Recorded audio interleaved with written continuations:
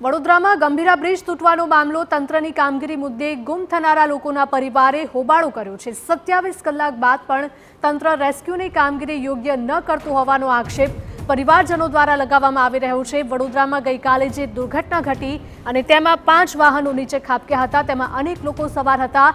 અત્યાર સુધીમાં 15 લોકોના મૃતદેહો મળી આવ્યા છે, પરંતુ ઘણા એવા લોકો છે જેમની ભાળ હજુ સુધી નથી મળી, પરંતુ તંત્ર દ્વારા પણ કવાયત હાથ ધરવામાં આવી છે। સતત સર્ચ ઓપરેશન કરવામાં આવી રહ્યું છે। દિવસ હોય કે રાત તંત્ર સર્ચ ઓપરેશન કરી રહ્યું છે।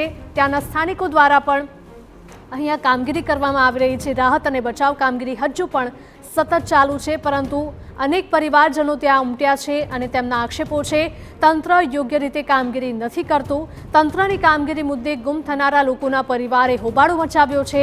27 કલાક આ ઘટનાના વીતી ગયા છે, છતાં પણ તંત્ર રેસ્ક્યુની કામગીરી યોગ્ય રીતે ન કરતું હોવાનો પરિવારજનોનો આક્ષેપ છે। પરિવારજનો અહીંયા એકઠા થયા છે અને તેમની એક જ માંગ છે કે તેમના જે પણ ગુમ થયેલા સ્વજનો છે તેમને જલ્દીથી મળી જાય અને સહી સલામત હોય તેવી જ તેઓ પ્રાર્થના કરી રહ્યા છે, પરંતુ 27 કલાક વીતી ગયા છે, સર્ચ ઓપરેશન ચાલુ છે અને હજુ પણ 5 જેટલા ગુમ હોવાની શક્યતાઓ છે અને તેમને શોધવા માટે તંત્રની ટીમો પણ કામે લાગી છે। સતત સર્ચ ઓપરેશન જોવા મળી રહ્યું છે।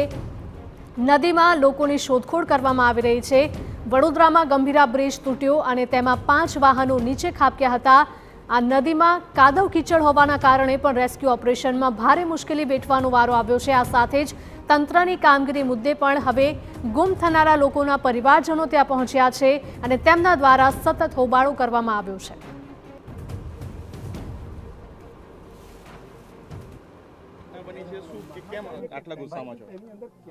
ઘટના હું એટલા માટે ગુસ્સામાં છું કે 30 કલાકની અંદર આ લોકોએ ગઈકાલની વાત કરું 8, 8:30 થી 9 સવારના 9 લગીને એ લોકોએ રેસ્ટ કર્યો છે, કોઈ કામ કર્યું નથી। એ મારી નજર સામે હું સમક્ષ એક પણ આંખનો પલકારો નહીં માર્યો। હું રિસોર્ટ પર બધા આરામ કરતા હતા। હું રિસોર્ટ તમામ અધિકારી રેસ્ક્યુ ઓપરેશન વાળા પણ એમાં હું અને મારો ભત્રીજો અને મારો અને એક છોકરો અને ત્રણે અમે બહાર જ ઉભા રહ્યા આખી રાત। પાણી પણ અમે પીધું નહીં, પણ અત્યારે બી એમનું કામ ચાલે છે। મને નહીં લાગતું કે રેસ્ક્યુ છે।